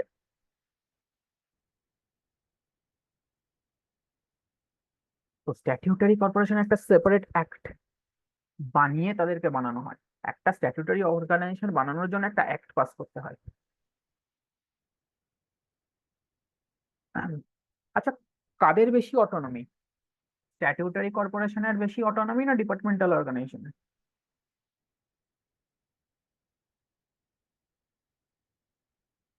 সোম, ঘুমাচ্ছ? আচ্ছা, কার বেশি autonomy? Rudraksha, very good, statutory কর্পোরেশনের বেশি autonomy.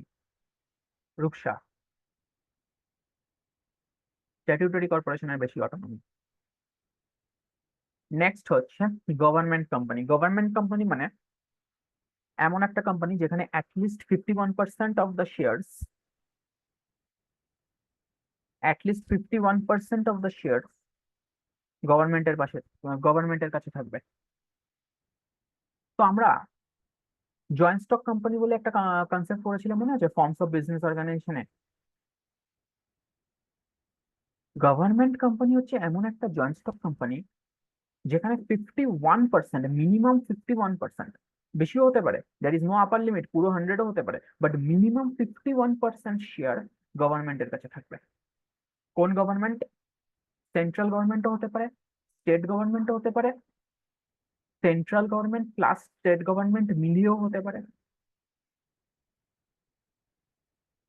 মোট কথা 51% shares will be held by one or more government. 51% shares will be held by either by CG or by SG, or by CG and SG collectively. তো minimum 51% share একটা joint stock company যেখানে minimum 51% share গভর্নমেন্টের কাছে থাকবে, that is called government company. কোন government sir? CG না SG? Either CG or SG, or CG SG মিলিয়ে।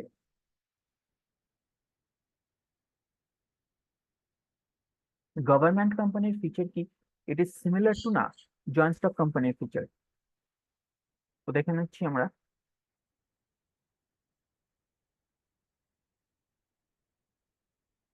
ইট is formed under the companies act or under any previous company law. আচ্ছা, দেখো, আমাদের দেশে আগে ছিল কোম্পানিজ অ্যাক্ট 1956। 2013-এ এসে 1956 অ্যাক্টটাকে সরিয়ে দিয়ে 2013 অ্যাক্ট নিয়ে আসা হলো। তো 2013-এর আগে যেই যেই গভর্নমেন্ট কোম্পানিগুলো তৈরি হয়েছিল, সেইগুলো কোন অ্যাক্টের আন্ডারে তৈরি হয়েছিল? 1956-এর আন্ডারে তৈরি হয়েছিল। আর 2013 অনওয়ার্ডস যেই গভর্নমেন্ট কোম্পানিগুলো তৈরি হবে, সেই কোম্পানিগুলো এই অ্যাক্টের আন্ডারে থাকবে। সেই জন্য বলেছে it is formed under the companies act 2013 or under any previous company act. তো যারা যারা 1956 অ্যাক্টের আন্ডারে যেই কোম্পানিগুলো তৈরি হয়েছিল, ধরো একটা কোম্পানি আছে এবিসি লিমিটেড, এরা 1956 অ্যাক্টের আন্ডারে তৈরি হয়েছিল। 2013 যখন এলো, তখন কি আমরা বলবো যে তুমি পুরোনো অ্যাক্টের আন্ডারে তৈরি হয়েছিল, তোমাকে আমি বন্ধ করে দেবো? না, আমি বলবো তুমি আগের অ্যাক্টের আন্ডারে তৈরি হয়েছিল, ঠিক আছে, বাট এইবার থেকে তুমি নতুন অ্যাক্টের নিয়ম কানুন ফলো করো। বাট এমন নয় যে আমি ওর ইনকর্পোরেশনটাই বন্ধ করে দেবো, না। এবার থেকে তুমি নতুন অ্যাক্ট কমপ্লায়েন্স করো, এবার থেকে নতুন অ্যাক্টের যা যা রিকোয়ারমেন্ট সেইগুলোকে ফলো করো। তো ফরমেশন কারেন্ট অ্যাক্টের আন্ডারও হতে পারে কিংবা পুরোনো অ্যাক্টের আন্ডারও হতে পারে। সেই জন্য বলেছে it is formed under 2013 act or previous company law, মানে 1956। আচ্ছা, কোনো কোম্পানি আছে, সে ধরো 1956 অ্যাক্টের আন্ডারে ইনকর্পোরেট হয়েছে, সে এই মুহূর্তে দাঁড়িয়ে কোন অ্যাক্ট ফলো করবে? 1956 না 2013? The answer is 2013। Very good. Formation হয়েছে না আগে, ঠিক আছে, but right now you have to follow the current law. আচ্ছা, next feature is separate entity. আমরা জানি জয়েন্ট স্টক কোম্পানির একটা সেপারেট এন্টিটি থাকে, এবং এই সেপারেট এন্টিটি থেকে আমরা বেশ কিছু পয়েন্ট বানিয়ে দিতে পারি। কি বানিয়ে দিতে পারি? It can be sued, it can sue and can be sued in its own name. It can enter into a contract with a third party in its own name.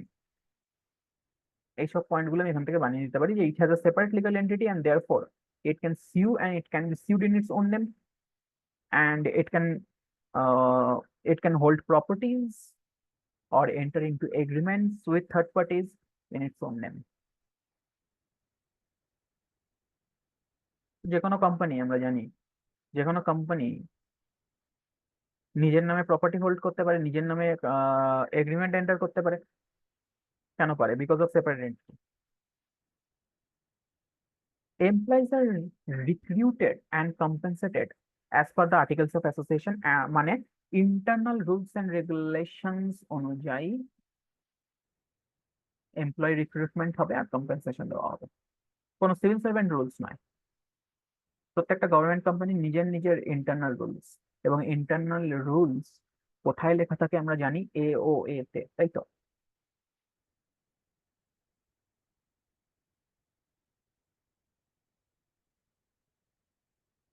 Government company is wholly or partly owned by the government. যখন আমি তোমাদের বললাম যে government কোম্পানিতে minimum 51% stake কার থাকবে? গভর্নমেন্টের থাকবে। আবার 100%ও থাকতে পারে। মিনিমাম 51, কম হবে না, বেশি হতে পারে। Therefore, I can say that it can be wholly owned by the government also or partly owned. তো 100%ও হতে পারে। 100% হলে আমি বলবো হোললি ওন্ড গভর্নমেন্ট কোম্পানি, আর 100-এর কম হলে আমি বলবো পার্টলি ওন্ড গভর্নমেন্ট কোম্পানি। তো গভর্নমেন্ট কোম্পানি মানে এমন একটা কোম্পানি যেখানে minimum 51%, minimum minimum minimum, no maximum limited, minimum 51% share কার কাছে থাকবে? গভর্নমেন্টের কাছে থাকবে। কোন government? Either CG or SG or CG and SG collectively.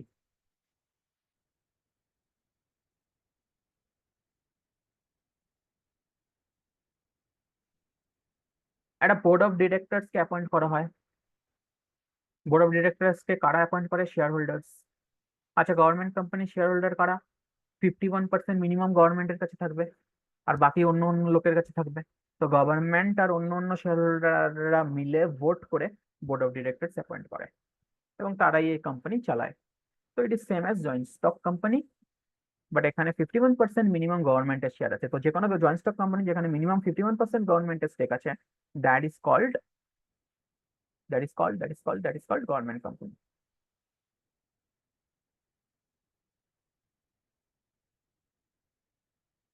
Merits দেখে নিচ্ছি।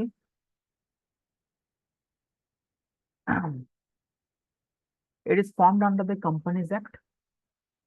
তো আমাদের দেশে একটা অ্যাক্ট আছে কোম্পানিজ অ্যাক্ট বলে। তো যে কোনো গভর্নমেন্ট কোম্পানি ইনকর্পোরেট হতে চাইছে, যে কোনো গভর্নমেন্ট কোম্পানি খুলতে চাইছো, তুমি কোম্পানিজ অ্যাক্টের আন্ডারে রেজিস্টার করে দাও। স্ট্যাটিউটারি কর্পোরেশনে কি হয়েছিল, যতগুলো বিজনেস খুলতে চাইবে ততগুলো অ্যাক্ট পাস করতে হবে। এলআইসির জন্য এলআইসি অ্যাক্ট, আরবিআই এর জন্য আরবিআই অ্যাক্ট, আইডিবিআই এর জন্য আইডিবিআই অ্যাক্ট। বাট এখানে নতুন নতুন অ্যাক্ট পাস করার দরকার নেই, একটা কোম্পানিজ অ্যাক্ট আছে। যে কোনো গভর্নমেন্ট কোম্পানি খুলতে চাইছো, every company should be Incorporated under a common act, that is companies act 2013। তো সেপারেট অ্যাক্ট পাস করার দরকার নেই।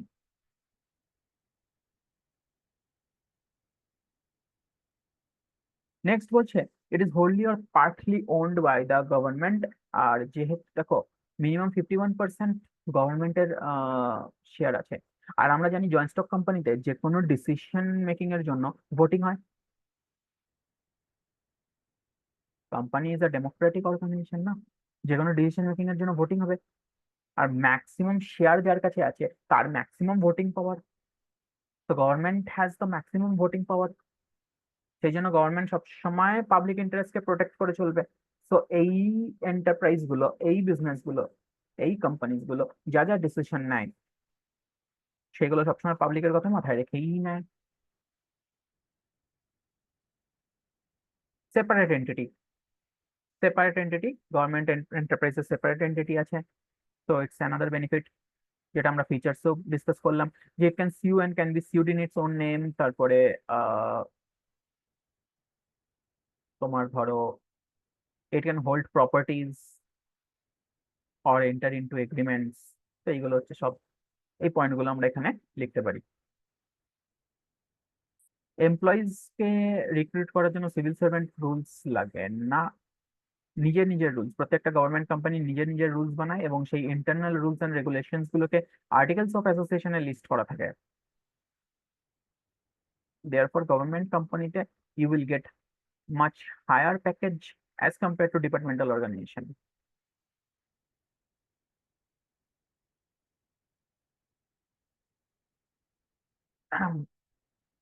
Government company is just like a joint stock company, যেখানে মিনিমাম 51% গভর্নমেন্টের কাছে আছে, বাকি অন্য লোকের কাছে আছে, জেনারেল পাবলিকের কাছেও থাকতে পারে।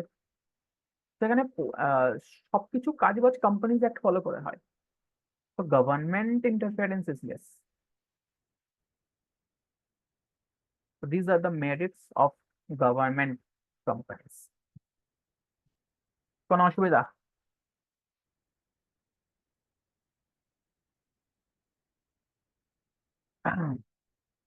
যুদাজিৎ ক্লিয়ার, রূপসা ক্লিয়ার, সৌজন্য, সৌভিক, সূর্যোদয়, অভ্রজ্যোতি। আচ্ছা, আহ এইবারে আমরা চলে আসছি গভর্নমেন্ট কোম্পানির ডিমেরিটস এ। এই যে আমি একটু আগে বললাম, এই যে আমি একটু আগে বললাম যে গভর্নমেন্ট কোম্পানিতে গভর্নমেন্ট ইন্টারফারেন্স থাকে না, এটা শুধু থিওরিতেই থাকে না। প্র্যাকটিক্যালি স্পিকিং গভর্নমেন্টের কাছেই ম্যাক্সিমাম শেয়ারস। তো গভর্নমেন্ট সব ডিসিশন নিজের ফেভারই পাস করিয়ে নেয়।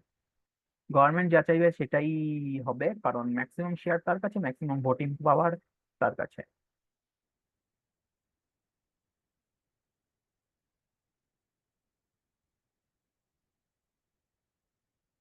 পলিটিক্যাল ইন্টারফিয়ারেন্স,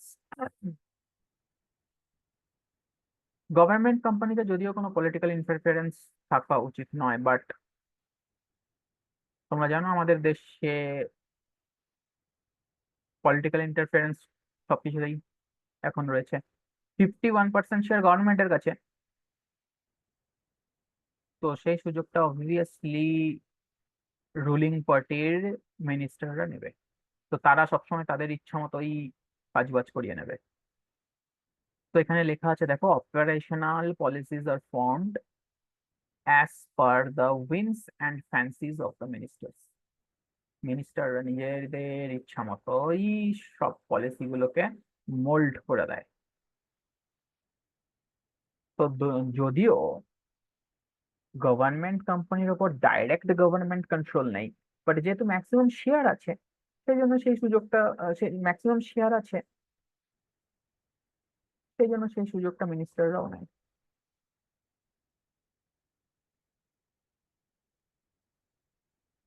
এটা directly answerable to the parliament নয়, সেই জন্য there is lack of accountability.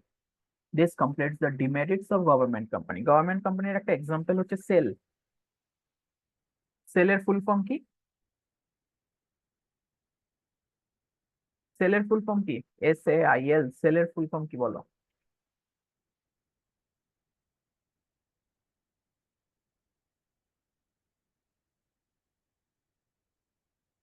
Very good Rudraksh, steel authority of India. Steel authority of India. Very good Yuddhajit. তো দিস কমপ্লিটস গভর্নমেন্ট কোম্পানি। তো গভর্নমেন্ট কোম্পানি মানে এমন একটা জয়েন্ট স্টক কোম্পানি যেখানে minimum 51% share, বেশি হতে পারে কম হবে না, মিনিমাম 51% শেয়ার গভর্নমেন্টের কাছে থাকবে। কোন government? Either CG or SG or CG or one or more SGs collectively.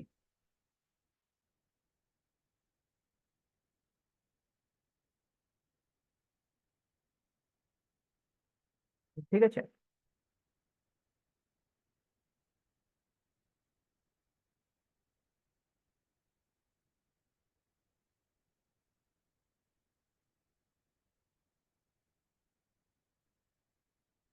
Rudraksha বলছে board pack with government representative. হ্যাঁ, হতেই পারে রুদ্রাক্ষ, যেহেতু গভর্নমেন্টের শেয়ার বেশি, তো government board of directors decision, মানে বোর্ড অফ ডিরেক্টরের অ্যাপয়েন্টমেন্টকে ইনফ্লুয়েন্স করতেই পারে।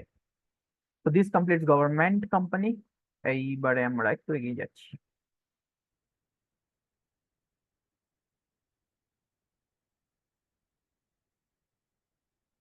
Global enterprises.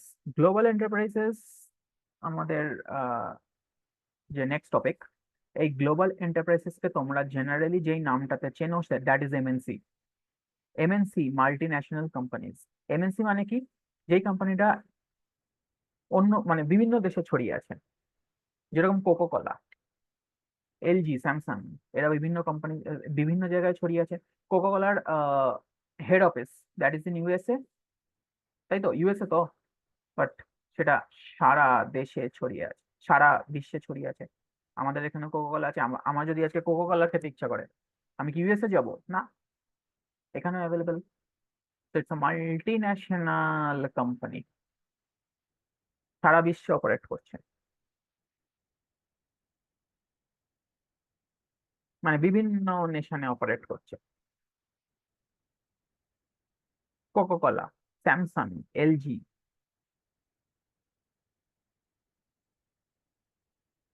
তো কোকো কলা USA তে ওদের হেডকোয়ার্টার, বাট তাদের প্রোডাক্টস ইন্ডিয়াতেও অ্যাভেলেবেল, আমাদের এখানেও অ্যাভেলেবেল। তার মানে এই নয় কিন্তু তারা এখানে এক্সপোর্ট করছে না, তারা এইখানেও ফ্যাক্টরি খুলে রেখেছে, তারা এখানেও ফ্যাক্টরি খুলে রেখেছে। They are operating in more than one nation, more than one country. তো কোকো কলা ইন্ডিয়ার, কোকো কলার যে Indian arm, that is Coca Cola India, সে ইন্ডিয়াতে তাদের ফ্যাক্টরি রান করছে। এরকমই বিভিন্ন দেশে কোকো কলা অপারেট করছে, সেই দেশে গিয়ে কাজ করছে, এক্সপোর্টের কথা বলছি না, সেই দেশে গিয়ে কাজ করছে। TCS multi national. তো গ্লোবাল এন্টারপ্রাইজের কিছু ফিচার্স দেখে নিই। সবার আগে হচ্ছে মার্কেট টেরিটরি। এরা নিজেদের দেশের মধ্যে কিন্তু আবদ্ধ নয়, এদের মার্কেটটা অনেক বড়, because they are operating outside the geographical boundary of their own nation. তারা বিভিন্ন দেশে ছড়িয়ে ছিটিয়ে আছে। আচ্ছা, কন্ট্রোল, কন্ট্রোলটা সেন্ট্রালাইজড, মেন ডিসিশন মেকিং কিন্তু USA থেকেই হবে। কোকো কলার মেন ডিসিশন মেকিংটা কিন্তু USA থেকেই হবে। তো যেই কান্ট্রিতে ওদের হেড অফিস, সেইখান থেকেই মেন ডিসিশন মেকিংটা হবে। So control is centralised. Next যে চারটে পয়েন্ট, এই চারটে পয়েন্টেই ক্যাপিটাল রিলেটেড। দেখো গ্লোবাল এন্টারপ্রাইজেস এরা অনেক বড় লেভেলে অপারেট করে, এদের প্রচুর অ্যাসেটস, এদের প্রচুর টার্নওভার। অ্যাজ এ রেজাল্ট এরা খুব ইজিলি ব্যাংকস থেকে, ফিনান্সিয়াল ইনস্টিটিউশনস থেকে খুব ইজিলি লোন রেজ করতে পারে। আবার পাবলিকের থেকেও এরা টাকা তুলতে পারে খুব ইজিলি, শেয়ার ডিবেঞ্চার এগুলো বিক্রি করে। কারণ এরা এত বড় বড় সব নাম, এত বড় বড় ব্র্যান্ড, যে এরা ইজিলি সবার কনফিডেন্স উইন করে নেয়। দেয়ারফর ক্যাপিটাল রেজ করাটা তাদের কাছে খুব বড় প্রবলেম নয়। অনেক সময় ধরো একটা বাইরের কোম্পানি এই দেশে এসে কাজ করতে চাইছে, ফর এক্সাম্পল ম্যাকডোনাল্ডস। ধরো ম্যাকডোনাল্ডস এখানে এসে কাজ করতে চাইছে, বাট তাদের ফান্ড দরকার। তো অনেক সময় ইন্ডিয়ান গভর্নমেন্ট ফরেন ইনভেস্টমেন্টকে ওয়েলকাম করার জন্য কিন্তু অনেক ইজি টার্মসে ফান্ড দিয়ে দিতে পারে। তো ফান্ড রেজ করা is not a issue for this enterprises. তারা, তাদের কাছে এমনিতেই অনেক ক্যাপিটাল রিসোর্সেস থাকে, এবং তারা এত বড় বড় ব্র্যান্ড যে ব্যাংকস, ফিনান্সিয়াল ইনস্টিটিউশনস বা পাবলিককে শেয়ার ডিবেঞ্চার ইস্যু করে টাকা তোলা, it is very easy for them. আর যেহেতু এদের কাছে এত ফিনান্সিয়াল রিসোর্সেস আছে, সেই জন্য ওরা অনেক অ্যাডভান্স টেকনোলজি ইউজ করতে পারে, প্রোডাক্টে নতুন নতুন ফিচার আনতে পারে। দেখো একটা প্রোডাক্টে নতুন নতুন ফিচার আনা মানে প্রোডাক্ট ইনোভেশন করার জন্য what is the most important thing? Research and development. এবং তার জন্য কি চাই? তার জন্য চাই পয়সা, ফিনান্স। তো এদের কাছে ফিনান্স আছে, অ্যান্ড অ্যাজ আ রেজাল্ট এরা প্রোডাক্ট ইনোভেশন করতে পারে। Marketing strategies, the global enterprises spend huge amount of money on advertising and promotional campaigns. তারা খুব অ্যাগ্রেসিভলি অ্যাডভার্টাইজমেন্ট করতে পারে, কারণ তাদের সেই ক্ষমতা আছে, সেই ফিনান্সিয়াল রিসোর্সেস আছে। তো প্রথম দুটো হচ্ছে মার্কেট রিলেটেড, যে এরা কোনো পার্টিকুলার কান্ট্রির মধ্যে কনফাইন্ড নয়, এরা কিন্তু অনেক ওয়াইড স্প্রেড। তো এদের মার্কেটটা অনেক ওয়াইড, গ্লোবালি অপারেট করে। বাট কন্ট্রোলটা কিন্তু সেন্ট্রালি হয়। কোন কান্ট্রি থেকে হয়? যেই কান্ট্রিতে ওরা মেনলি অরিজিনেটেড, সেই কান্ট্রি থেকে। আর নেক্সট চারটে পয়েন্টে কিন্তু ক্যাপিটাল রিলেটেড। ফরেন কোলাবোরেশন, দেখো এই যে গ্লোবাল এন্টারপ্রাইজ গুলো আমাদের দেশে এসছে বা এখনো আসছে, এদের থেকে কিন্তু আমাদের লোকাল বিজনেসরাও অনেক বেনিফিটেড হয়। কি করে হয়? By way of foreign collaboration. যেরকম ধরো এই কোকা কোলার কথা বলছিলাম, কোকা কোলা ইন্ডিয়াতে, তাদের কোকা কোলার যে Indian arm, that is Coca Cola India. Coca Cola India ইন্ডিয়াতে কোকা কোলা ম্যানুফ্যাকচার করে, বাট তাদের পক্ষে সম্ভব নয় যে পুরো ইন্ডিয়া কভার করা। তা পুরো ইন্ডিয়াতে যতটা দরকার, যতটা প্রোডাকশন দরকার, পুরো ইন্ডিয়ার তো প্রচুর সেলস হয়, এত বড় দেশ। তো অতগুলো বটলস তৈরি করা কিন্তু পসিবল নয় কোকা কোলা ইন্ডিয়ার জন্য পক্ষে। সেই জন্য তারা কিছু লোকাল বটলিং কোম্পানির সাথে কোলাবোরেশন করেছেন। 15টা না 16টা বটলিং কোম্পানিজ আছে যারা কোকা কোলার হয়ে কাজ করে। কোকা কোলা তাদেরকে টেকনোলজি দেয়, তাদেরকে নিজেদের ফর্মুলা দেয়। অবভিয়াসলি কিছু রেস্ট্রিকশন আছে, সেই ফর্মুলা লিক করতে পারবে না। তাদেরকে বলে দেয় মিনিমাম এই কোয়ালিটি মেনটেন করতে। তো কোকা কোলা ওভারঅল সুপারভিশন করে, তার আন্ডারে সেই কোম্পানিগুলো প্রোডাকশন করছে। তো আজকে যদি তুমিও কোকা কোলার একটা ম্যানুফ্যাকচারিং প্ল্যান্ট খুলতে চাও, তাহলে যা যা রিকোয়ারমেন্ট আছে সেগুলো তোমাকেও স্যাটিসফাই করতে হবে। ঠিক আছে? যেরকম হয়তো ওরা বলবে যে তোমার এত টাকার ক্যাপিটাল, এত ক্যাপিটাল লাগবে, তোমার এতটা একর জায়গা লাগবে to set up the plant. Etcetera etcetera. আর কেউ যদি কোকাকোলার বাটলিং কোম্পানি করো, কোকাকোলার সাথে যদি কেউ পার্টনারশিপ করো, কোলাবোরেশন করো, তাহলে আমার জন্য কিন্তু একটু ফ্রিতে কোকাকোলা পাঠিয়ে দেবে, ঠিক আছে? এই পড়াতে পড়াতে বিশেষ করে গলা ফলা শুকিয়ে যায়, তখন একটু কোকাকোলা খেয়ে নেবো, তাই না সৌজন্য? হ্যাঁ, সৌজন্য বলছে একদম। So this completes the features of global enterprises. Global enterprises এর শুধু ফিচার্সই আছে তোমাদের, আর কিছু নেই। Next and last topic is joint venture. Joint venture মানে যখন দুটো কোম্পানি একসাথে মিলে কাজ করে, that is called joint venture. দুটো কোম্পানি একসাথে মিলে কাজ করছে, that is called joint venture. Joint venture দু ধরনের হতে পারে। Number one is contractual. For example franchise. এখানে দুটো বিজনেস একসাথে মিলে কাজ করে by way of an agreement between them. আরেকটা হচ্ছে ইকুইটি বেসড। ইকুইটি বেসড যেটা হয় সেটা হচ্ছে আর new organisation is formed, new company বা new entity is formed, new entity is formed. মানে ধরো ব্যাপারটা এরকম, দুটো বিজনেস আছে, একটা ধরো এ লিমিটেড, একটা ধরো বি লিমিটেড। এরা দুজন মিলে একসাথে কাজ করতে চাইছে, এরা জয়েন্ট ভেঞ্চার করতে চাইছে, দুজন মিলে একসাথে কোলাবোরেট করতে চাইছে। তো ওরা কি করলো, এ লিমিটেড আর বি লিমিটেড মিলে একটা নতুন এন্টারপ্রাইজ খুললো, A B limited. This is equity based joint venture. আর কন্ট্রাকচুয়াল বেস মানে এ লিমিটেড আর বি লিমিটেড দুজনে মিলে একটা এগ্রিমেন্টের বেসিসে কাজ করছে। যেরকম ফ্র্যাঞ্চাইজিং হয় না, ফ্র্যাঞ্চাইজ ধরো এ লিমিটেড একটা বড় organization, B limited A limited এর থেকে ফ্র্যাঞ্চাইজ রাইট কিনলো। তো এখানে কোনো নতুন এন্টিটি কিন্তু ফর্ম হচ্ছে না, এ লিমিটেড আর বি লিমিটেড কোলাবোরেট করছে by way of an agreement. তো দিস ইজ জয়েন্ট ভেঞ্চার।